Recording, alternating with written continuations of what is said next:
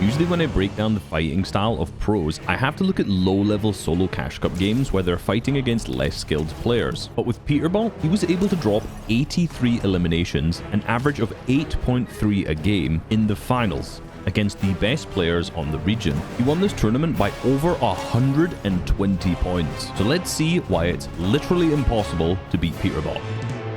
Pete lands at Crime City, and in his successful games, he averaged 3.4 eliminations in the first two zones. Crime City has a few advantages, but one of them that isn't talked about that much is actually the slurp barrels. In total, Crime City has 31 slurp barrels, the most of any POI, so players leaving here don't have to waste as many of their inventory heals. In this game in particular, everyone else who landed at the POI disengages, but in most games, this isn't the case. When Peterbot does have to actually fight them, his strategy is pretty much just to grab a shotgun and run at them as fast as he can. If you're Peterbot and you have the best aim in the game and you are the best fighter and you just have any weapon, you're probably going to win more fights than you actually lose, so the faster he pushes the players, the more loot there is left over for him to take. Plus, doing this quickly gives him siphon materials, which gives him a material advantage over the other contesting players. So being able to finish fights quickly is a massive advantage. Once he's cleared out Crime City, he then goes for the vault, which gives him over 800 gold and 2 dilbits, which he can then take over to the black market to the north to buy a boon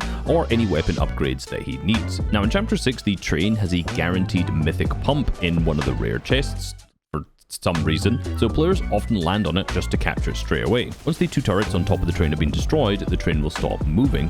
And since the train always starts in the same location, this means that it nearly always stops somewhere close to Crime City. So naturally, this is where Pete rotates to next. Now in game 1, this was already looted and the player had rotated away, so he obviously cannot get the mythic pump. However, there is often a good shotgun left behind, since the player who took the mythic either dropped something or didn't take another shotgun over this. So in this game, Pete is able to upgrade to a purple pump. Now, I actually lied. Just because the mythic sentinel pump has been looted, that doesn't mean that Peterbot can't get it. Because the player who claims the train will most likely get the unstoppable medallion from fighting the Fletcher Kane boss that also spawns here, this means that they are shown on the map. So Peterbot will always know where the player with the mythic pump is just by simply checking his map. So in game 2, where Rapid is the one who claims this loot, he chases him across the map, fighting him for over 5 minutes until he wipes him out and claims this shotgun. He also does this in game 6, following the player all the way to magic mosses before fighting him and taking him out. The train will also give the players dilbits, so if he manages to wipe out this player, not only can he get the mythic pump, he can also get another mythic from one of the other black markets as well. So his off-spawn strategy is pretty straightforward. Loot a building or two, get vault, go black market, get the train, key someone for the mythic pump if you don't get it from the train. There are a few other interesting things in the early game though that I saw across these games. He pretty much always lands on a floor spawn that will allow him to get the fastest elim. In game 2, he slid off a ramp and landed on an AR floor spawn, which allowed him to elim craze out of the sky. And then with the siphon materials, he was way more stacked than any other player on the drop spot, which allowed him to key quickly. He doesn't waste any time harvesting these slow materials, and he would frequently push out to the gold veins around the map, which increases his harvesting speed. Then he can just very quickly harvest the brick and the wood all around him without really wasting any time. And in game 3, he shows how strong Tex's ping is by hitting a crazy 50-50 squirrel wheel on this floor spawn. So his off spawn looks incredibly strong, as it sets him up with quite literally the best loot in the game, but he also died in the early game in 5 of his 10 games, and there's a bit of a trend in all 5 of them.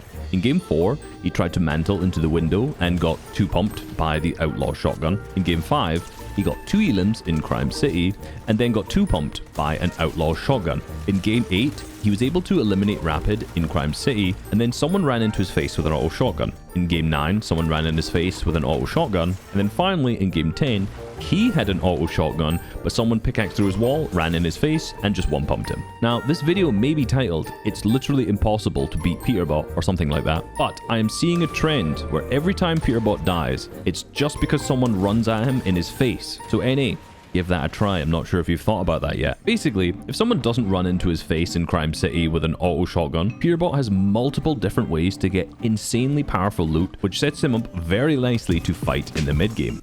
And man, Did he fight in the mid-game? In the games where he didn't die off spawn, Peterbot averaged 5 elims between the 3rd and 9th zone. In this fight in game 1, Peterbot takes advantage of the fact that the other player is just missing build pieces. On approach, he stands on a cone, and the wall that he stands on means that the other player has to make a really awkward wall edit in order to hit a shot. Interestingly, this other player decided to make quite literally the worst edit he possibly could have, being a bottom left for himself and a bottom right for Peterbot. So don't do that, by the way, if you're going to try and edit on someone at this angle. But regardless, Peterbot approaches this with his pickaxe out, and his crosshair placement is directly in the center of the wall, which means that even if the other player had done a good edit, his pickaxe would almost be guaranteed to hit the wall. If your crosshair is here in the center, the only edits they can do that will actually make you miss would be a top 6 tile or one of the side 6 tile edits. So by keeping your crosshair directly in the center of a wall whilst trying to replace it, you guarantee that hit. Now, since the other player had just edited, the wall is weak, which means he can take it in one hit. But as he does this, he slides a ramp in and replaces the wall at the same time. Then his edit selection is absolutely perfect.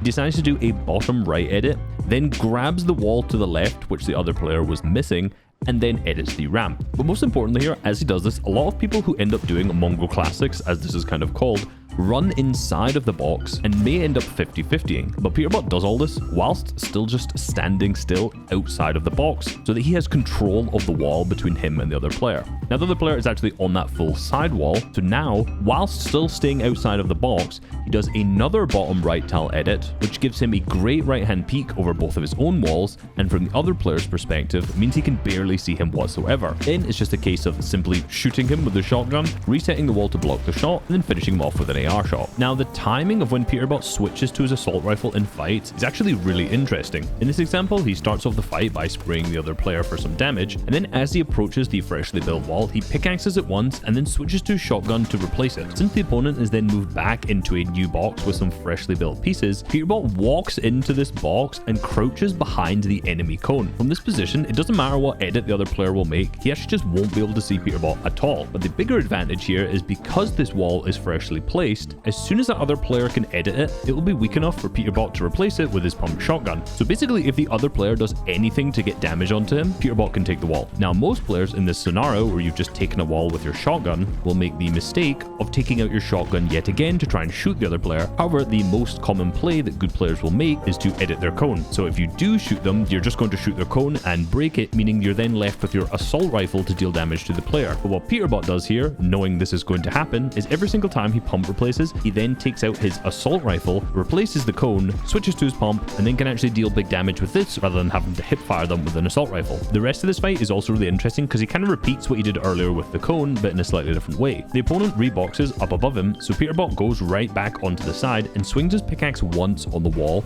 and then just pulls out his shotgun. Now remember, the structure damage of this is so high and the wall was freshly built, so no matter what edit Leon makes, if Peterbot keeps his crosshair on the player, he can either shoot Leon, or if Leon makes an edit where he's hiding behind it, you can just replace the wall. So basically, just by swinging your pickaxe once and then staring at the other player, you guarantee yourself the advantage as long as your reaction times are fast enough. Mine are not. It's important to know that one pickaxe plus one sentinel pump shot won't actually break a wall if it starts fully built. So this specifically works because the other player just built it and then edited it, which weakened it down to very low HP. The very next elim in this game is also a really good example of another way that this can be very successful, where he's just taken damage, but the other player is still very, very weak.